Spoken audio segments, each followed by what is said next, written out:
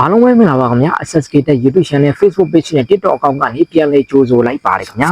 ကျွန်တော်ဒီနေ့ဒီဗီဒီယိုမှာမိတ်ဆွေတွေကိုမျှဝေပေးသွားမှာကတော့ကိုယ့်ရဲ့ဖုန်းထဲမှာဖွင့်ထားခဲ့သမျှ Social Media Account တွေရဲ့ Password တွေကိုပြန်ကြည့်လို့ရမယ်နည်းလမ်းလေးနဲ့ဒီလိုမျိုး Social Media Account တွေရဲ့ Password တွေကိုမေ့သွားတဲ့အခါကိုအနေနဲ့ပြန်ကြည့်လို့ရအောင်ဖွင့်ပေးထားရမယ့် setting လေးတွေကြောင့်ကိုဒီဗီဒီယိုမှာမျှဝေပေးသွားမှာဖြစ်ပါတယ်ခင်ဗျာโอเคပါဒီဗီဒီယိုလေးကိုမိတ်ဆွေတို့အနေနဲ့အစအဆုံးကြည့်လိုက်မယ်ဆိုရင်တော့ကိုယ့်ရဲ့ဖုန်းထဲမှာဖွင့်ထားခဲ့တဲ့ Facebook Gmail ဒါစတဲ့ကျွန်တော်တို့ account တွေရဲ့ password တွေကိုကိုအနေနဲ့ပြန်ကြည့်လို့ရနိုင်မှာပဲဖြစ်ပါတယ်ခင်ဗျာโอเคပါပထမဆုံးအနေနဲ့ကိုယ့်ရဲ့ဖုန်းထဲမှာ Gmail software လေးရှိနေဖို့တော့လိုအပ်ပါတယ်ပေါ့နော်ဆိုတော့ဒီမှာရှိတဲ့ Gmail software လေးတွေကိုဝင်ပေးလိုက်ပါခင်ဗျာ software တွေကိုရောက်ပြီဆိုရင်တော့ညာဘက်ပေါ်ထောက်မှာရှိတဲ့ကိုယ့်ရဲ့ Google account logo လေးကိုနှိပ်လိုက်ပါပြီးပြီဆိုရင်တော့ကျွန်တော်တို့ရဲ့ Google account ရဲ့အောက်မှာရှိတဲ့ Manage your Google account ဆိုတဲ့အပြအရောင်စာတန်းလေးကိုနှိပ်ပြီးတော့ထပ်ဝင်ပေးလိုက်ပါခင်ဗျာโอเคပါဒါဆိုရင်တော့ Google account setting လေးတွေကိုရောက်သွားမှာပဲဖြစ်ပါတယ်ဒီထဲကိုရောက်ပြီဆိုရင်တော့ကျွန်တော်တို့သုံးခုမြောက်မှာရှိတဲ့ password manager ဆိုတဲ့ setting လေးတွေကိုဝင်ပေးလိုက်ပါခင်ဗျာ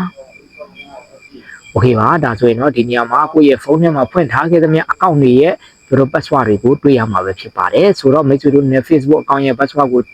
ကြည့်ကျင်နေဆိုရင်တော့ဒီမှာရှိတဲ့ facebook.com ကိုနှိပ်လိုက်မယ်ကိုယ့်ရဲ့ဖုန်းရဲ့ကျွန်တော် screen လေးကိုဖြည့်ပေးလိုက်မယ်ဆိုရင်တော့ဒီနေရာမှာကိုယ့်ရဲ့ Facebook account ရဲ့ user name တွေဖုန်းနံပါတ်တွေကျွန်တော် password တွေကိုဒီနေရာမှာတွေ့ရမှာပဲဖြစ်ပါတယ် password ကြည့်ကျင်နေဆိုရင်တော့ဒီအောက်မှာရှိတဲ့မျက်လုံးပုံလေးကိုနှိပ်ပြီးတော့ကိုယ်အနေနဲ့ password တွေကိုပြန်ကြည့်လို့ရမှာပဲဖြစ်ပါတယ်ခင်ဗျာနောက်ထပ်အနေနဲ့လည်းတခြားကျွန်တော်ကိုယ့်ရဲ့ social media account တွေပေါ့နော်ဒီမှာဆို TikTok ဆိုရင်လည်း TikTok account ရဲ့ password ကိုကြည့်ကျင်နေဆိုရင် TikTok ကိုနှိပ်မယ်ပြီးရင်တော့ဒီမှာရှိတဲ့ user name တွေကျွန်တော် password တွေကိုကြည့်ပြနိုင်ပါတယ်ခင်ဗျာโอเคပါမိတ်ဆွေတို့နဲ့ဒီလိုမျိုးတွေ့ရဖို့အတွက်ပေါ့နော်တချို့လူတွေကလည်းမေးကြပါတယ်ဒီလိုမျိုးလေးတွေမပေါ်ဘူးဆိုတော့ဒီလိုမျိုးဘာကြောင့်မပေါ်ရတာလဲဆိုရင်တော့ကိုယ့်အနေနဲ့ setting လေးတွေကိုကိုယ့်အနေနဲ့ဖွင့်ပေးမထားရင်တော့ဒီလိုမျိုးတွေ့ရမှာမဟုတ်တော့ပါဘူးဆိုတော့မိတ်ဆွေတို့အနေနဲ့ဘယ် setting လေးကိုဖွင့်ရမလဲဆိုရင်တော့ဒီအောက်မှာရှိတဲ့ tab bar လေးတွေသုံးခုတည်းဟာညာဘက်စွန်းဆုံးမှာရှိတဲ့ setting လေးတွေကိုဝင်ပေးလိုက်ပါโอเคပါဒီထဲကိုရောက်ပြီဆိုရင်တော့ဒီမှာရှိတဲ့အပေါ်ဆုံးက setting လေးခုကိုကိုယ့်အနေနဲ့ဖွင့်ပေးထားရမှာပဲဖြစ်ပါတယ်။ဘာကြောင့်လဲဆိုတော့ဒီ setting လေး၄ခုကိုဒါကိုယ့်အနေနဲ့မဖွင့်ထားခဲ့ဘူးဆိုရင်တော့ကိုယ့်ရဲ့